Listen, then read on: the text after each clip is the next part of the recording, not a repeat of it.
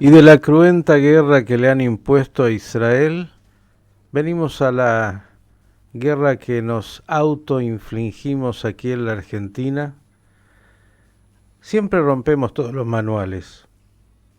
Cuando alguien del mundo me pregunta, ¿cómo el oficialismo, el ministro de Economía, que es candidato con un 140% de inflación interanual, fue el que más votos obtuvo? Y con todas las variables de pobreza y más, bueno, Argentina es única. No sé qué me va a decir un hombre que entiende tanto de la economía, si él preveía algo de esto. Vamos a ver qué es lo que puede pensar respecto del futuro económico y claro, la política está absolutamente vinculada con la economía. Querido tocayo Miguel Ponce, ¿cómo le va? Buen día. Pero muy buenos días, Miguel, y comienzo con esta reflexión que hacías recién, porque es la que tuve que estar dando ante muchos me invitaron a tomar un café muchos de los corresponsales de las agencias y de los medios internacionales que vinieron a cubrir la elección, que son los que estuvieron a la tarde del lunes con el ministro candidato escuchando estos anuncios que todavía inclusive a nivel doméstico no conocíamos, el nuevo dólar, la modificación del presupuesto, etcétera y demás. Y claro, la pregunta que ellos hacían era que no, primero no salían de su asombro, que un ministro de Economía que va a finalizar el año con 200% de inflación, con los índices de pobreza que vos relatabas y que tantas veces hemos hablado acá como pornográficos en esta Argentina que produce alimentos para 10 millones, para 4, para 10 argentinas, ¿no es cierto? O sea, estamos hablando de unas 9 producciones de necesidades argentinas para ser exportables y sin embargo tenemos hambre. No salían de su asombro. Me comentaban que además, como creo algún lugar lo publica hoy o lo escuché por ahí anoche, me contaban que hemos pasado a ser el país a nivel mundial con mayor tasa de interés. Es decir, no hay en el mundo un país que tenga unas tasas de interés como las que estamos teniendo nosotros. ¿Ve? Y obviamente estamos terceros a nivel mundial en términos de inflación. Ahora, ¿qué explicación se daban? Y a mí se me ocurría no dar una explicación política, no dar una explicación económica, que sería lo más familiar para mí, Una psiquiátrica. sociológica, diría. Lo que ocurrió entre las PASO y la elección del domingo es que el humor preponderante, que en las PASO fue la bronca y por lo tanto el voto castigo, llamémosle así, a la casta. Un mensaje no vinculante. Correcto. El domingo pasado, ese, diríamos, clima, esa sensación imperante, dominante, pasó a ser el miedo.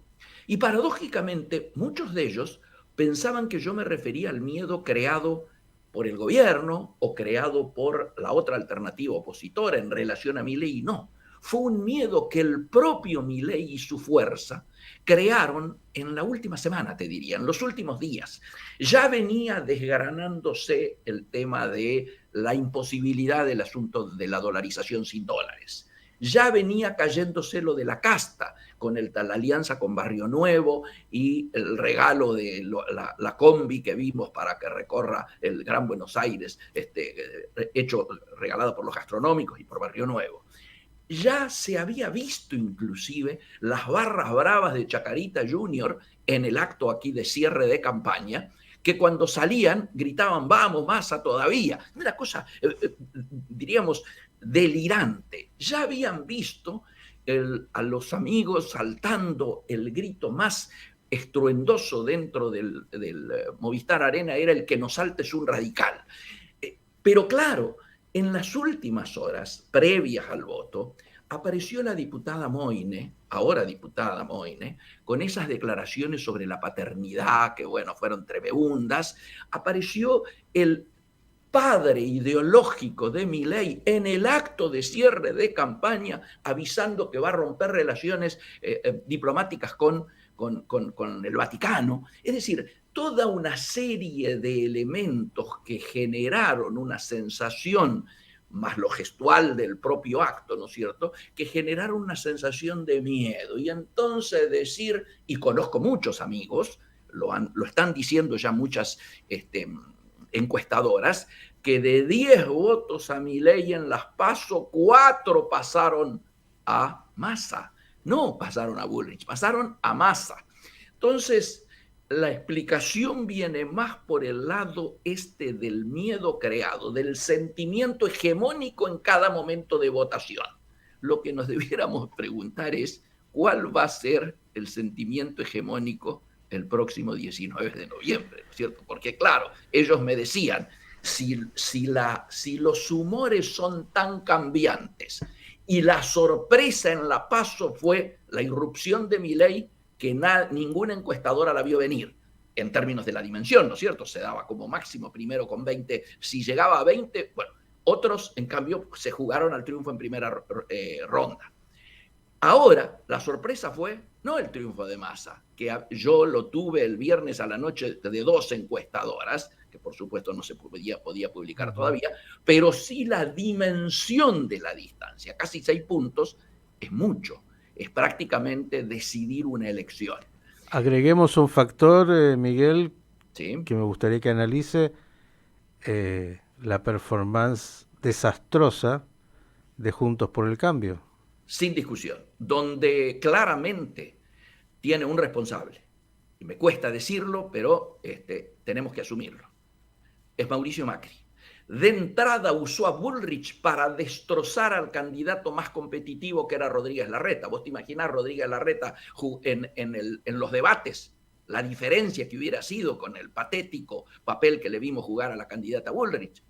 Y después usó a Milei para destrozar a Bullrich, que es lo que está ocurriendo ahora y lo estamos viendo al desnudo. Los que decíamos que se iba a un acuerdo Macri-Milei, bueno, no solo no nos equivocábamos, había hasta una coherencia. Si Milei empieza a decir que el populismo empezó con Hipólito Yrigoyen, es porque ya lo había dicho antes Macri. Macri lo había tratado a Hipólito Yrigoyen, al fundador, al prócer más importante del principal partido que lo acompañaba en la alianza de Juntos por el Cambio. Pero además, lo de Macri, en su, yo diría, casi odio al radicalismo, se demostró luego en Milei llevado al próximo. Alguien que te dice todos los días que se levanta y se entrena con un punchibol al cual le ha colocado la cara de Raúl Alfonsín. Bueno, Dígame entonces, algo. para mí hay En algo este ahí. contexto, porque estamos hablando mucho de política y usted es especialista en economía, pero quiero ir a lo siguiente. Sí. En este contexto donde estas alianzas, incluso el hombre que gritaba contra la casta está llamando a la casta para que por favor vengan a A sumarle la algún... Montonera para darle seguridad, el Ministerio de Seguridad, a la que era Montonera que ponía bombas en los jardines de infantes, según él, hasta hace 48, 72 horas, ahora le ofrece el Ministerio de Seguridad y le ofrece a la izquierda el Ministerio de Asuntos Humanos, no sé cómo le llama. Tengo la sensación de que el electorado va a leer todo esto mucho más rápido de lo que nosotros lo leemos. Quiero ir La economía. a la economía porque es lo concreto del día a día hasta llegar a la elección del 19 y después. Correcto. No te voy a decir que sea simple, pero lo voy a graficar. Siempre contigo hablamos de la figura del Titanic y el iceberg. Seguimos arriba del Titanic. Tenemos el iceberg unos metros más lejos y te diría con menos oleaje. La producción, en los sectores, diríamos, representativos de la producción real, ¿no es cierto?, de la economía real y el sistema financiero, desde que terminó el domingo hasta hoy, no esconden una sensación de alivio, más por el tropiezo del plan de dolarización que hasta ahora encabezaba Milei, que por los resultados en sí. Digámoslo con todas las letras, Miguel, el círculo rojo apostaba al triunfo de Juntos por el Cambio. Este era el elemento central a partir de que un se supone liberal, en realidad no es liberal, es anarco-libertario, que está más cerca del fascismo que del liberalismo, al comienzo había generado expectativas y luego, obviamente, después de la visita, lo comentamos contigo acá, de la visita de los enviados a New York, ¿no es cierto?, a Estados Unidos en términos generales, pero a New York en particular, cuando se reunieron allí con todos los popes, diríamos, del mundo económico y financiero a nivel mundial, bueno, a partir de allí empezó rápidamente un proceso de separación.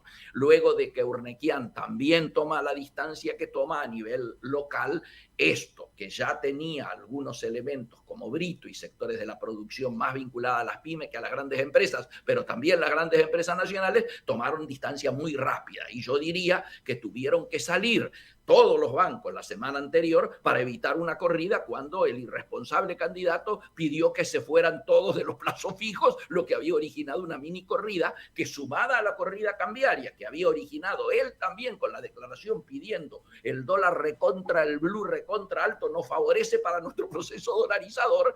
Claro, todo esto generó ese pánico en el ambiente empresarial que ahora se nota como una distensión. No es que lo alegre lo de Massa, pero lo de Massa en esta segunda vuelta, diríamos, es el mal menor. Y esto se ha notado. Nos quedan 3 minutos, Miguel. ¿Eh? Nos quedan 3 minutos y necesito ir a 2 cosas muy concretas, tu capacidad de síntesis. Uno, estamos hasta el 19 de noviembre en este balotaje, 10 de diciembre un nuevo gobierno, pero la pregunta es, primero, ¿cómo llegamos? Y segundo, si un nuevo gobierno, que es una continuidad de lo que está hoy en el oficialismo con Sergio Massa como ministro de Economía, nos puede dar una perspectiva de salir de esta declive en la cual estamos. Muy claro. De aquí al 19 tenemos el plan La Molina. Siga, siga. Llámale plan continuidad si querés ser más prolijo, con 3 claves. La primera clave es que van a seguir interviniendo en el mercado cambiario. Obviamente lo vimos ayer, este espectáculo de cuando agarran la cueva el croata es para mostrar que estamos eficientemente metiéndonos en todos los lugares donde se está operando con el blue de manera, diríamos, non santa. Entonces va a seguir la intervención y ya notamos, bajaron todos los dólares financieros y el blue sigue en los 1100 con la que abrió el lunes, y obviamente no va a haber devaluación oficial, no vamos a tener los 500 que hablaba Melco, sino que se va a cumplir lo que nos adelantó Rubinstein. Hasta el 15 de noviembre tenemos el acuerdo con el Fondo Monetario para que el oficial siga como está. El segundo punto, las tasas de interés van a seguir sin cambio, obviamente. Y viene el gran tema de la inflación que se va a mantener en 2 dígitos, 11, 12, 13. Todo depende de cómo le salga la pulseada que están teniendo en estos momentos. Hoy a la mañana había una reunión con las fábricas de alimentación, con las empresas vinculadas a las fábricas de alimentación y con las cadenas de supermercados. ¿Por qué? Porque ellas ya te están diciendo que no pueden cumplir el programa. No pueden cumplir el programa de precio justo que vence a fin de mes porque obviamente tiene incrementos de 5% pautados contra 10, 12 del resto de los productos de la canasta básica, y esto obviamente las empresas no lo pueden cumplir. Pero además no aparecen los dólares para poder efectuar la, diríamos, fabricación con el dólar a valor oficial, el dólar que se utiliza, el MULC, ¿no es cierto?